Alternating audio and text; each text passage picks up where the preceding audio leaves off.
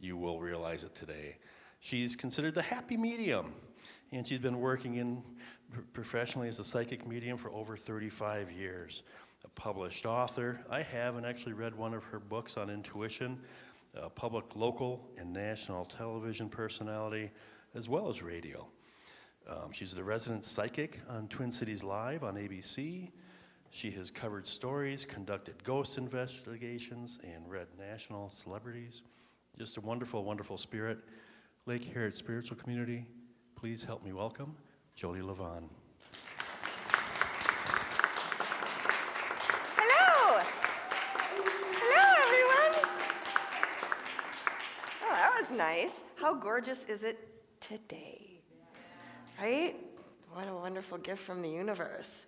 Well, I love what you did to kind of shift the energy and having everybody talk, and thank you for having me here. I love being here. It's such a wonderful atmosphere. It's fun to be in front of people who actually are super open, right, to the whole process, because I still do some corporate work, corporate psychic, and so, oh, you're so sweet. I had a smidgen of a migraine, so she got this for me. And I won't spill it, Gary, I promise. So, as a corporate psychic, I deal with a lot of people who are very not so much understanding their intuition.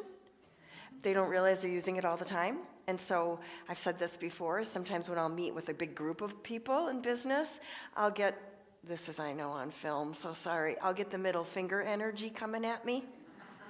And it's fine, I combat it really, actually I neutralize it really beautifully, but I don't have to do that with you. So that's lovely. And I don't mind doing it with them either, because afterwards they're all open. So it's great. So every time I talk about energy, anytime I do intuitive work of any kind, anything like that before I go anywhere, I love to do a protection for energy. So let's do that. If you could uncross your legs. I'm going to mix it up a little from what I usually do. Wiggle your toes. Close your eyes and listen to yourself breathe for just a minute. Do a very large inhale and count how many seconds you're inhaling, and then double that count for the exhale. So if you inhale for 6 through your nose, exhale for 12.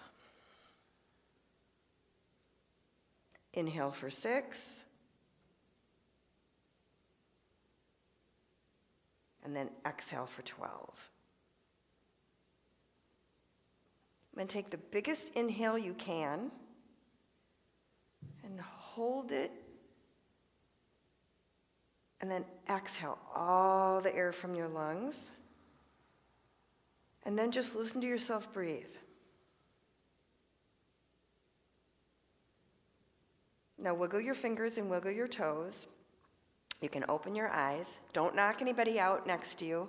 Lift your arms in the air and act like you're climbing a ladder. Gently, so you don't pull anything. And then twist your wrists. Believe it or not, this totally shifts your energy. And then gently lower your hands and rest them on your thighs, and lift your shoulders and twirl them a little bit. Okay, don't laugh. Now hum. Perfect. Oh, that was great. That completely, your parasympathetic nervous system loves the hum. Do that one more time. Now, one more time. Perfect. Now, close your eyes, press your feet into the ground, and say your full name to yourself. And say, I am love and light in action.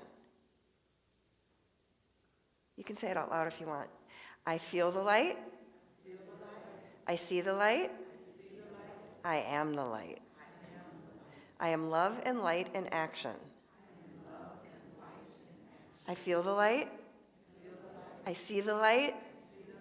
I am the light.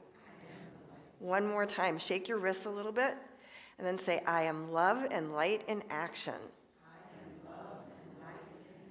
I feel the light. I see the light. I am the light. Now you can open your eyes. Does the room look different? a little brighter, right? You're in your body. Welcome back. I always say when I take a walk and I'm way up here over my body and I start talking and doing these meditations and affirmations, boom, I'm back in my body. I'm like, I'm short. So, everything can relate to intuition. Everything good. And I love the subject of being curious, maintaining curiosity, because curiosity did not kill the cat. No, I know. It's just a theory. Pardon me? That's right. And love never dies, and they're full of love. Curiosity, lack of curiosity, can take us out because we shut down when we're not curious anymore. If we're not curious, then we're not open. If we're not curious, when I was young and somebody would criticize me or have anything to say that I didn't agree with, I would shut down because I felt attacked. And once I learned to be curious about where they were coming from, I didn't have to agree, but it opened me up to not being so upset about other people's political views. Even now, believe it or not, I'm curious about why people feel this way. I think conversation is really important. And I'm curious about why people love the way they love and how they worship and whether they like to meditate or they don't like to meditate or whether they don't have a car or they do have a car, whatever it is. If you're curious, you're protecting yourself because you're not rigid. When you're rigid, your energy shuts down and things can't flow like the intuitive energy that flows in through you or your connection with all that is, right? If you're not curious, you just shut down. Being curious doesn't mean that you have to, again, believe everything. And if you're talking to somebody or you're around somebody who you feel is hateful and spewing things that don't feel good to you, it doesn't mean you have to go have a conversation with them. But you can be curious about what happened for them that put them there. Because that sparks compassion, and compassion protects you. And right now, in this interesting time that we're living in, it's very important to be protected. It's always been important, but it's even more important. Because if you can protect your energy and your body, then you can shine your light. And if you shine your light, you can help change this world. And that isn't just a good song. That's the truth. We literally can help change the world. Of course, I jotted a few things down about being curious, but I won't do this the whole time. I gave up on my printer because electronics and me, not so much. Curiosity drives learning and growth. It improves problem solving, strengthens relationships. How about that? If you're ticked off at one of your friends or your partner and you have this stand that you're right, but then you decide to be curious about why they think they are, doesn't that open up conversation? It helps friendships. It helps relationships. Doesn't mean you have to agree, it just means you're open and respectful. It's so good with problem solving. And it increases adaptability, not always easy for those of us who think we're right. Enhances well-being. It's being curious is, the research that I did, which was not extensive, I will admit, it was just a couple days, shows that it helps you with your resilience. Because then you're not holding so tight. You're more open. You're more flexible. And if you're flexible in your thinking, then you're flexible with your body, and you're flexible in general. Do you feel like you think that you're always right? Anybody here? Like I have had that tendency in my life, and I've been shown otherwise, but a lot. But right? But that's not a bad thing. If you think you're right, that means that you really believe in what you're doing and you're passionate and it's wonderful. But if you think to yourself, well, but maybe I'm going to hear that other side of that, it makes you more comfortable in where your views are, or it gives you more of an idea about how you can open those up and be understanding of somebody else's views. When I was in my 20s, man, I thought I was right about many political things, and I had a mouth on me. Not anymore, of course. And then somebody said to me, but they believe their thing just as heartfully as you do. You can probably imagine what I'm talking about, women's rights. And I'm like, oh, they do. They do. In their whole heart of hearts, they really do. So I was done getting in people's face. Oh, I was getting in people's face. I didn't even want to have friends that didn't agree with me. How's that? Or that I thought weren't spiritual enough. But I grew out of it because I got curious. And I also grew spiritually. And I realized that you don't have to agree. You can just accept that everybody's got their own opinions, and as long as you're not insisting I believe what you do, we're all right. Right? We're okay. So there's a flexibility. Think about curiosity as being a form of yoga, where it just helps you be more flexible. And it helps you, if you ever walked into a party and you're super drawn to somebody and everybody's having these conversations and you want to sit next to somebody not just because of their beautiful energy, but you can feel that they'd be interesting to talk to. That person is not somebody that just has that one view and that one way of thinking of things. They are curious about you too. My father-in-law was a brilliant conversationalist because he listened. He was just a big listener. And he was curious about everyone around him, and everyone loved him. So curiosity helps increase your lovability, right? You're already lovable. But if you're curious, people want to talk to you. And it's more fun to be around somebody like that. Does anybody here have a partner that they never thought that would be the partner they'd be with, and they're super happy, but that just wouldn't? Maybe when you're young, you think, I want someone that's tall, or, I want someone that is a yoga specialist, or whatever you're thinking of, right? Or loves acupuncture. Right, and then you end up with somebody absolutely wonderful for you, but they're very different than that. Very different. Because you're curious. You wanted to know, you could feel their spirit, and you wanted to know more about them. And doesn't that help you grow? And that's why we're here. We're here not to just get through life. I have days where I think I'm just getting through life. Sorry, watch this, Gary, I'm not spilling. I'm just helping kill the migraine. And the aspirin or Tylenol somebody gave me earlier helped too. When you have a spirit that wants to grow and wants to learn and wants to expand, you radiate a certain vibe. A dead person just jumped into me over there, by the way. You radiate a certain vibe, right? And that goes like this. Your vibe just does that infinity sign. And your life is more than getting through. Your life is interesting when you wash the dishes, or you park your car, or you get rid of snow, right? It's just more interesting. And when you're done with this life, you stand and you look at it and you think, that wasted time was never wasted time. Everything I did helped me evolve. One thing I became even more curious about when I was diagnosed with breast cancer was the law of attraction, because I was always studying the law of attraction. And my woo-woo people were telling me it was my fault that I got breast cancer. And I was like, wow, I did all these things so I wouldn't, because it very much is in my family.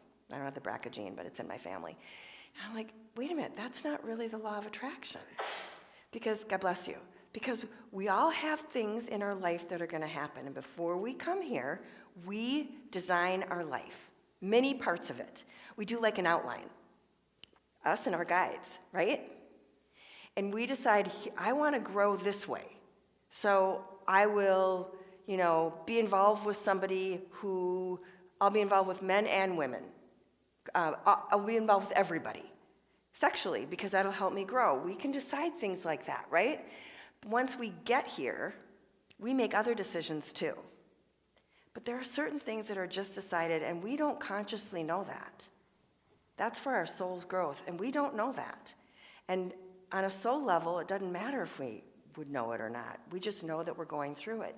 So because I got really defensive, and then I attacked myself when I had breast cancer, like I thought I was I did something wrong.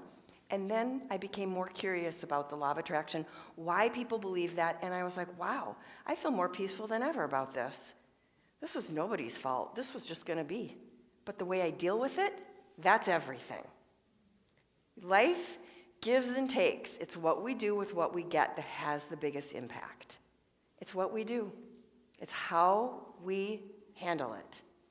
But if I stayed defensive and I didn't get curious, I would have been continuing to attack myself. And that does not help when you're going through that stuff. It never helps. But it helped me so much.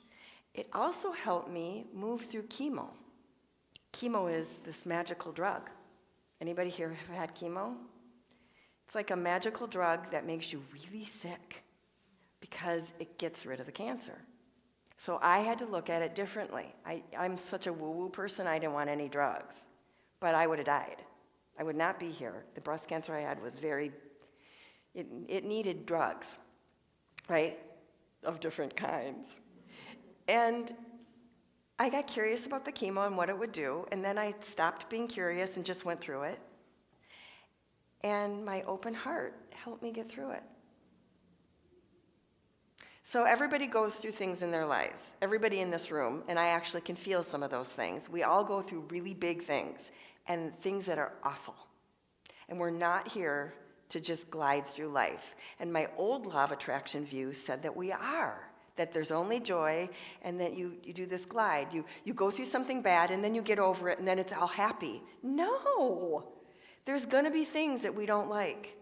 That's why we're here, because it helps our soul grow. We are here for the evolution of our soul. That's why we're here. And everything is based on love. Everything. When I wrote my second book based on helping people become more intuitive, the happy medium, speaking the language of intuition. I still have some chemo brain. Speaking the language of intuition. And I thought, well, I can talk to people about how to do this because it's all about being happy. If you feel joyful, you're more intuitive. You can get through anything if you feel joyful. And if you feel really bad, like really bad, that's okay too. You're still going to get through stuff. But if you can find a way to find something humorous or something that makes you happy, like the nurse that put her Crocs on backwards, like she had her left on her right and her right on her left when I was going through chemo. I thought that was really funny, right? Or the doctor that comes in late because they're trying to check on you because the chemo is really a big deal, and they are starving, and I knew that because I'm so intuitive, and I could feel this person's stomach growling, and so I just looked at him and handed him a cookie. It was gluten-free, so he probably didn't like it, but I handed him a cookie. So I'm not saying that every situation you can find any humor, because not every situation you can find humor. There are some losses that you have to get through. But if you can find something that makes you less angry, you have more power. And you're more intuitive. And if you're more intuitive, you can get through life. It's a free and natural resource, and you get through life so beautifully because you have something else. It's like a self-driving car in a whole different way, right? It helps you move through your life, your intuition. It connects you even stronger with that higher knowing self. And then when you lose somebody, as we all do, you can feel their energy even louder because your intuition is alive and well, and so are those on the other side. Talk about being curious. I have many people in my life that used to say there is no life after death. I like to stand here because this is where the spirit that takes over all the time. Yes, right here. So if I'm talking and all of a sudden I do this stop, it's because that spirit jumped in me. But since I'm talking about it, he can't. Oh, yes, he did. Oh my gosh, that's so interesting. What was I saying? When you are, I actually don't know. They jump right into my head. It's really fun when I'm on TV, and that happens, and I look like this. Really, I did lose my train of thought because they do that. Here I was playing with him, and he did it anyway. Sorry, I don't mean to be disrespectful. Oh, I have people in my life that and I'm sure you do too, that don't think there's anything such as life after death, right? It's just their belief, and that's okay. They get to have their belief. Some of them are curious and some of them aren't. A lot of times people will say things to me, they'll challenge me with it. My own father did that. He had to have a procedure that took the water from around his heart off. I don't know what the technical term is, and I had the worst feeling that he was going to die from this procedure. Terrible. And I went to go see him that day, obviously. And then the next day I said, Dad, his mom, Grandma Faye was right with you the whole time you were having that procedure. And he looked at me, he goes, Jodi, you know I don't believe in any of that. What did she say? I love telling that story. I've probably told that story here before. But I think it's hilarious, right? What did she say? Or then he'd share a dream with me about things like that. So people really, the curiosity opens people up. And once you lose somebody, you don't want to feel like you've lost them forever. You want to feel their energy. And so you do. And that exercise we did before, the beginning, really good idea before you're going to connect with somebody's energy, or if you feel they're around, do that. Because it cleans your energy. And sometimes there are drive-by spirits that come around us, especially the more aware we are, and we don't want that. You don't want to drive by. You don't want someone to just pop in, right? You want your own space to be your own space. And so those kinds of things, listening to yourself breathe, hug, say your name to yourself, things like that, ground you. They, not in a bad way, not like you're grounded, but help you be in your body so nobody can interfere with your energy. And that means your coworkers. That means when you go to Thanksgiving and you're going to see 20 people you love, but one that really ticks you off, that person's not going to bug you as much because you're going to have guarded your energy. You're going to have protected your energy. It's incredible. And as a medium, it has been a lifesaver. It's like vitamin C. You have to be able to protect your energy because you don't want to give your energy away to people just freely because you need it for yourself. If you want to share your energy, you want to do it consciously. I'm doing it consciously, right? But notice how your energy was cleared beforehand. Because I want, when I meld with you, I want to feel you and not all your gunk, because we have gunk. We all have gunk. Anybody have any questions about this? Want to ask anything? I know you do. If we do have audio, let's hold for this so we can capture it on YouTube. Thank you, Ruben. Don't mind if I do. How much danger do you think there really is of some bad spirit coming by and getting into your head? Because I believe everything you're saying. I just wonder how often and how protective I have to be. Because I often do spiritual meditation at home, and I wonder, can something come by and just enter my head? Yes, but because you clear your energy beforehand, not so much. And it also depends on the space you're in, but not so much. But they absolutely can do that. So I do ghost investigations with Twin Cities Live, amazing show, by the way. KS95 is a great show, also in the morning especially, radio show.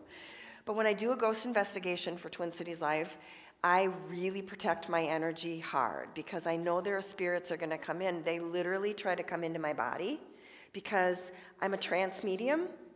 So that means I can trance out and they can come in, and I don't do that. So I'm really extra careful to not do that. We all have mediumistic abilities. All of us have this. And so if you protect your energy and know your body and say your name to yourself and know how you feel, that's the biggest thing, they're not going to jump in. They might try, but they're not going to. And you know what? Spirits and ghosts were once people. They're souls. They were once here. And the ones that can't find the light, I feel really sad for them. And they're the ones that kind of move all the objects and do things like that. I feel sad for them because there's so much more fun in the light. They can't even eat caramel here anymore. So, why be here if you can't eat caramel? Or chocolate. What do you do with those spirits that are, that just are in a house? Sometimes Spirits, it's be gone! Yeah. What do I you don't do say that, to by the them? way. Yeah. Because I've been part of clearing a house of spirits, and I wasn't sure, what do I say to them? How do I make them leave? Well, they think it's their space. If they're a drive-by spirit, you can actually help them leave, but if they think it's their space, it's a little harder. I've helped do that, but it is a little harder. Being respectful is the biggest thing. You don't speak badly. Remember, these are souls. They were once in a human body too, and there is a level of suffering. And you can acknowledge them, but the more that you interact, the more energy they have. Ghosts and spirits are different. Spirits are those that were on the other side. When they died, they went into the light, and they come back and visit. And they can do things too, but they're in the light. Ghosts are those that when their body died, they had a hard time. They didn't go into the light. They were afraid. They were afraid. There are children who don't go into the light because they don't want to leave their parents. So it's not all bad. There are people who did bad things and they don't want to go anywhere because they think they're going to go to HE double toothpicks, right? So there's a stuckness, it's my experience with that energy when they don't want to go into the light. And they get energy from scaring you. And you don't want to do that. You want to be calm. You want to say, know that you're here. I respect that you're here. Respect that I'm here. It's my turn to be in a body and experience this world and this place.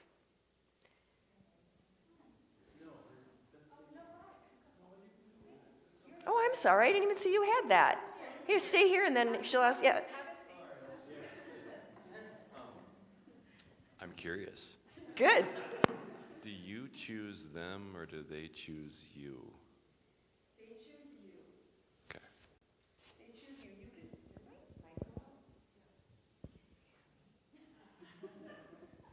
They choose you because they can see your light. Like dead people can see dead people as both spirits and ghosts. They can see a medium's energy is a little different, and they can see it coming a mile away. But we all have that, so they may be attracted to your energy or want something from you. You choose them when you're curious in that you want to understand things more, and you can put a boundary up saying, I want to understand things more, but I don't want to be drained. Can you still hear me? Yes. But I don't want to be drained. Right. It's all right, I'll talk louder. Does that help you? Yes. And we're all safe. Sure. Protect your energy, you're safe. This room is a little cloudy sometimes, Right. and your little stroll over there were like, I don't know, maybe 6 or 7 things that you walk through to get there. So that's why I was curious about your process. Yes. I'm full of light. Yes. I deliberately do that. It's not like I'm so different, I'm full of light. I make these choices. Hi there, We hope so. So, yeah, she was really bad at singing.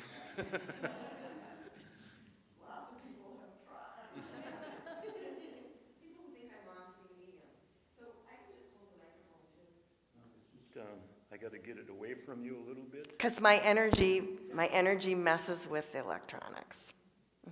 That's how much I trust him. So there's dead people in here. Everywhere you go, there's people from the other side. There's spirits, there's ghosts, everywhere you go, right?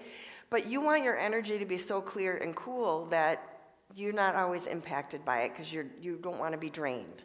And unfortunately, ghosts will drain your energy. Spirits will try to talk to you too. But there are many in here. This beautiful building has done a lot of different things for people, and people are attached to it. But it's a really good vibe here. You're safe. You're safe. And knowing you're safe is huge, knowing you're safe. When I was young and I didn't know I was safe, really, literally, my hair would stand on end because they'd be pulling my hair. Or they'd jump in my body and I couldn't get back in. They'd call me on the phone and say I could hear weird things on the other end of it. They can do, but again, I'm a medium, so it was exasperated, right? And I calmed it all down, and that doesn't happen like that anymore. My bed's not shaking like that. Someone is not knocking on my door all the time, or my window when I'm on the 5th floor. things like that aren't happening because I am grounded, Yes. right? And I pray a lot. I pray all the time. Wonderful. Thank you for your question. So I have a couple questions. So the first one would be, you guided us through a protection ritual, or a way of feeling protected in your body through light, through love. And I basically, like within my apartment space, for instance, I pray for protection so that it stays of a certain frequency and vibration. So in that way, most of the time my understanding is that a disembodied spirit or ghost is going to be at a lower frequency. And they would be attracted towards lower frequencies within your thoughts or your emotions or your Exactly. body. So Like attracts like. yeah. So in that way, so I'm praying for protection within my apartment space, so it feels very clear and light. Occasionally it still needs, clarity. And then also I'm just very aware that if I'm in a fearful state or if I'm in a negative emotional state, I could have a hitchhiker come on to me just being out and about in the world. Do you have anything else to... So even when you're clear and you're clean, hitchhikers can come around you, but you're right, like attracts like. And the spirit energy that's drawn to you is the same as the people that are drawn to you. They're going to be full of light or they might not be full of light. So if you keep your vibe high, not only are you more intuitive and happier, but you're attracting energy that's really on a higher realm. And disembodied spirits, ghosts, are not on a higher realm. So they're not going to have power around you at all. Does that help you to hear that? The other thing just want to tell you this quick and then say it again because I'll forget. I love what you do to your place. That's amazing. It's wonderful that you clear the energy and that you raise the vibe. We should all be doing this, right? Ask it to come with you wherever you go. So then you're in like this bubble. Remember the Pacer? Remember the car, the Pacer? Anybody remember that car? My friend had the Pacer, Elaine. And so I always imagined, we had so much fun together, and I always imagined this bubble around me everywhere I go, the shape of the Pacer. And it's a bubble of light. It's a bubble of light. And the fact that the Pacer cracks me up protects me more. And it can't be anything that's against anybody. It's just got to be something that makes you joyful and feels good. Okay, what part did I miss? Yeah. No, you didn't miss any part. So I'm just clarifying that you're really coming from a place of super high vibration, compassion, joy, love, acceptance, knowing that this is just the way it is. You're not trying to push it away. You're not Right. being fearful because those are lower vibrations that are actually Right. going to allow that attachment Exactly. or for them to mess with Beautifully you. said. Yeah. But what if you're feeling like, I wonder if I can say this, dreck. It means what you change when a baby goes in their pants. What if you're feeling like that? What if you're feeling something terrible has happened and you feel heavy and awful? And does that leave you unprotected? Yes and no. If you know you're feeling heavy and awful and that you're going through something difficult and you say, hey guides, hey angels, please come closer to me, help me protect my energy. I'm going through something, that's why I'm here on this planet, and I still need your protection. Obviously, I need it even more right now. That's protection right there. But I wish I could say to you that, I am the happy medium, but that means I go like this, right? And I find the middle. I'm not always happy. I don't always feel delighted. I go through things where I might feel jealousy or I might feel insecure. I can't stand it, but I do. And I get myself through it, but I still protect myself when I'm like that. And one of the things is you have compassion for other people when they feel that way. I do crack up when I'm around people that are very confident and very successful, and they judge people who are having kind of a bad time of it. And God help me, I shouldn't crack up, but I'm like, oh my gosh. It's so funny because they're just afraid they're going to feel that way. And so they're doing that, right? Because we do that. We do that. We judge because we're afraid. Again, bringing it back to being curious, well, if somebody's feeling insecure, there's a reason they're feeling insecure. You can find out. You don't have to say to them, hi, I'm a medium and I notice you're insecure. You can say things like, how you doing? Or you can just smile at them. And maybe if they're your friend, they'll tell you. Maybe they were trying really hard to save for a house and they lost the house, right? You don't know. Maybe they just found out their good friend is sick. You don't know. You just don't know. Yes? Wonderful, and we do encourage questions. And Jodi, I've got a quick one. You said that they are attracted to the light, or your energy. Can they, or are they also attracted to our dark? And how is that different? What So do we do? The ones that are disembodied, those that, when they died, they didn't go into the light and they're angry about it or they're afraid, they'll drain your energy. And they'll do it really fast. And you want to do what you can to protect your energy. So Dave Schrader is an amazing ghost investigator. And Twin Cities Live and I did a ghost investigation at the Mall of America. Is it called Sea Life? It's beautiful. They have the most gorgeous animals. You have to go see them. And it's wonderful. But at night, when no one's there, there's some icky, disembodied spirits, and one of them, I think, died by suicide.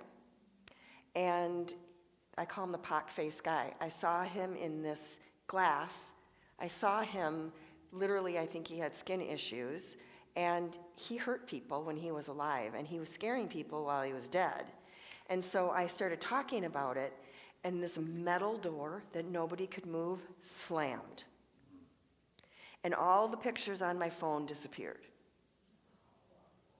So what did I do? I continued on acting really brave, glad I had good makeup on, and continued the ghost investigation, said, this is scary, I gotta tell the truth, and then said all these other things that were confirmed during the ghost investigation, got in my car and prayed for 20 minutes before I drove. I cleared my energy, because they want to scare you.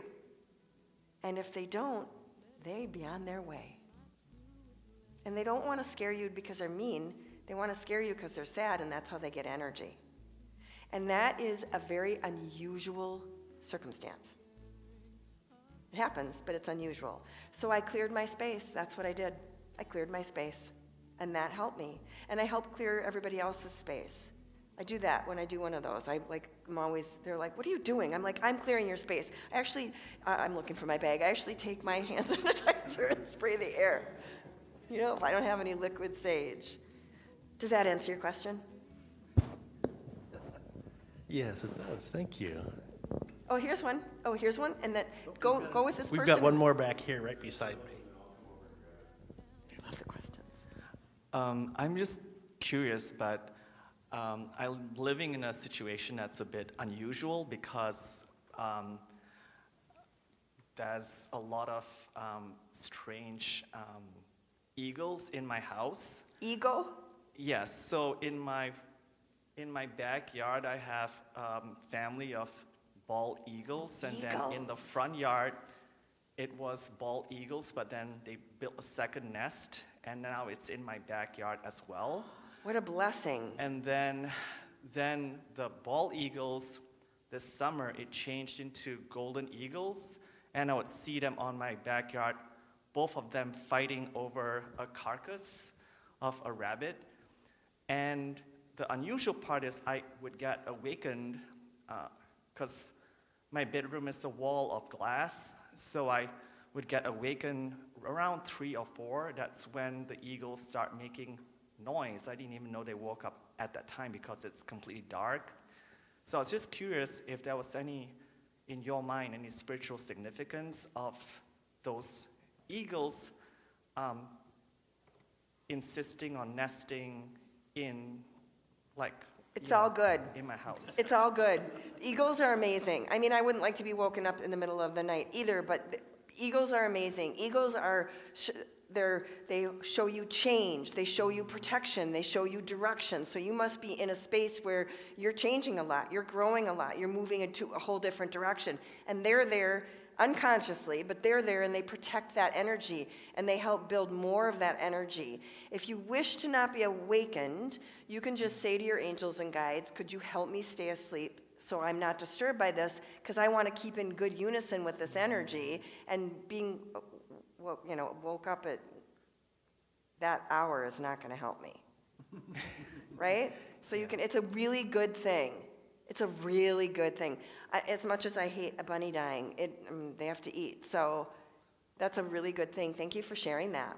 Okay, so that's nothing to be No, concerned. you should be happy. Not about being woken up, but you should be happy. Thank Again, not spilling.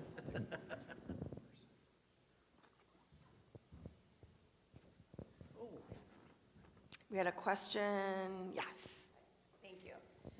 I don't really know how to ask this exactly, but I was just thinking about, I have an ex-partner who passed away, who committed suicide, and he did not believe in God or anything, and he had a very dark light. He was very sad, but his auntie just passed away, and she had a beautiful light. And I'm just wondering, is there any way, every time I speak here, I cry. But It's good. We like emotion here, don't we? I'm just wondering if there is a space for them to meet. Absolutely. Okay, good. So your partner, I'm getting the chills.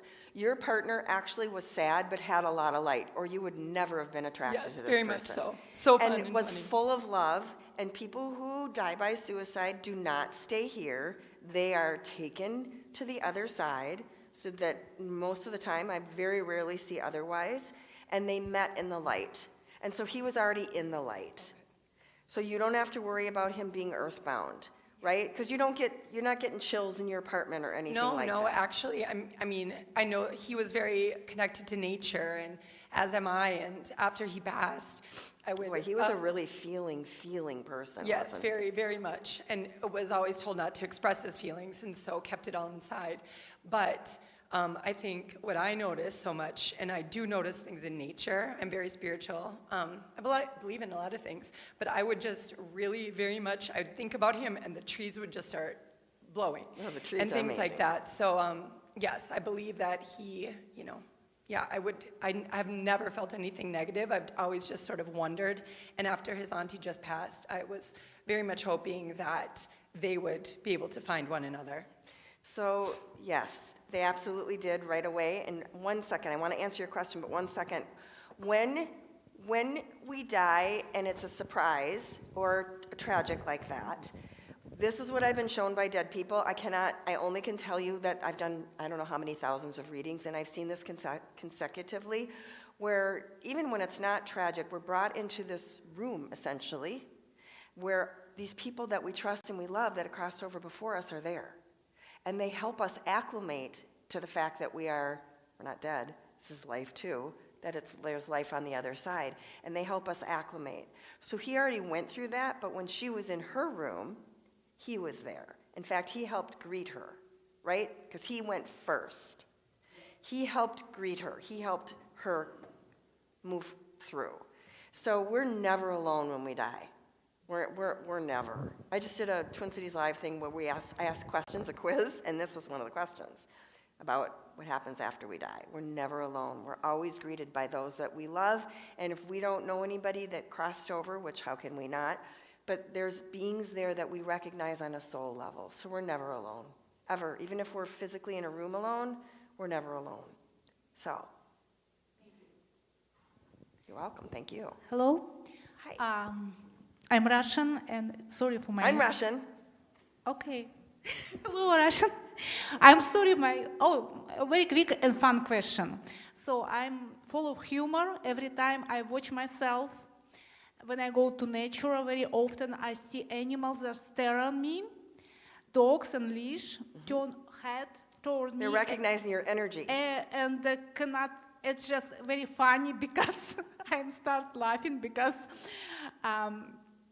people who, with this dog, they looking dog, what's the problem with dog? Dog just looking at me and stare at me for, and I just curious, what around me? Why is the animal So stare at me? that's your vibration. Like attracts like, and babies and animals are really good at recognizing happy energy, if you will, higher energy that's full of love. They're drawn to that. So it's a compliment to you. It's a huge compliment to you. Me too. Yeah, we can keep it going afterward. Hi. I have a question. So my mom, who I'm very close with, but also, I have normal mom-daughter things. I was at her deathbed. The day before she died, my first granddaughter was born. My son was very close with my mom. Whatever. And this granddaughter looks like Amy. She has a lot of my personality. I wonder what's the connection when she's coming into the world and my mom is leaving. So beautiful. So your mom got to be on the planet when this child was born. For a little while. Yes, but what a gift. I know. What a gift that those two made a soul contract that they would be on the planet for a whole day together or whatever. Care how many about the hours. same people. And Right, and loved about the same people. It was a way of your family knowing that she will live on, right? She will live on through the spirit connection that they have, and that also, even though you mourn, there is life also. So you can mourn, that's all right to mourn, but there is life also. It eased things, and I feel like those two had a really funny sense of humor, and very similar, right? They have a very similar sense of humor, so they thought that was funny. oh, I hope so. That was, yeah. Isn't that wonderful? Lake Harriet Spiritual Community, give it up for Jodi Livon. Thank you.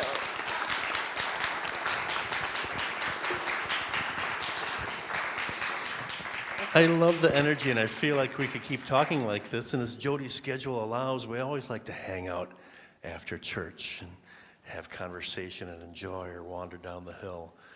So please do. And as Jodi's schedule allows, we are blessed that she will sometimes hang out with us for a little time longer.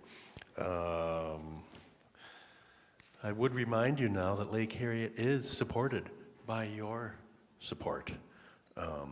We have Venmo, we have all kinds of methodology for you to become a member, for you to volunteer. You give what you can when you can. Most any of the events, when you look in here, if we're not as able, that's fine. Come and experience the event. And eventually, somehow, it all works out. So we're going to listen to a little bit of music. And I would invite you to provide what you can in this offering.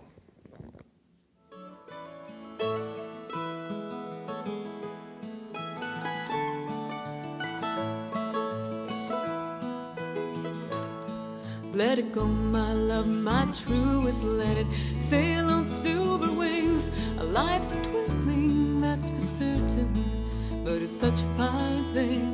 There's a gathering of spirits, there's a festival of friends, and we'll take up where we left off when we all meet again. I can't explain it, I couldn't if I tried, how the only things we carry are the things we hold inside, like a day in the open. Like the love we won't forget, like the laughter that we started and it hasn't died down yet. Oh, let it go, my love, my truest, let it sail on silver wings. Life's a twinkling, that's for certain, but it's such a fine thing. There's a gathering of spirits, there's a festival of friends, and we'll take up where we left off when we all meet again. Oh yeah, now didn't we? And don't we make it shine? Aren't we standing in the center of something rare and fine? Some glow like embers, like a light through colored glass.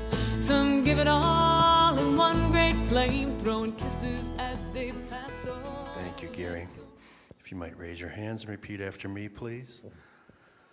God's perfect love flowing through me blesses and multiplies all that I give, all that I receive, and all that I am.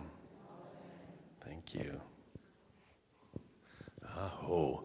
Now, as we like to do, we're going to make a circle. We can probably make it just around the middle here, I bet, if we stretch out and fill in the back. And Jodi Livon's going to help us join hands and send us off into the day with some wonderful words.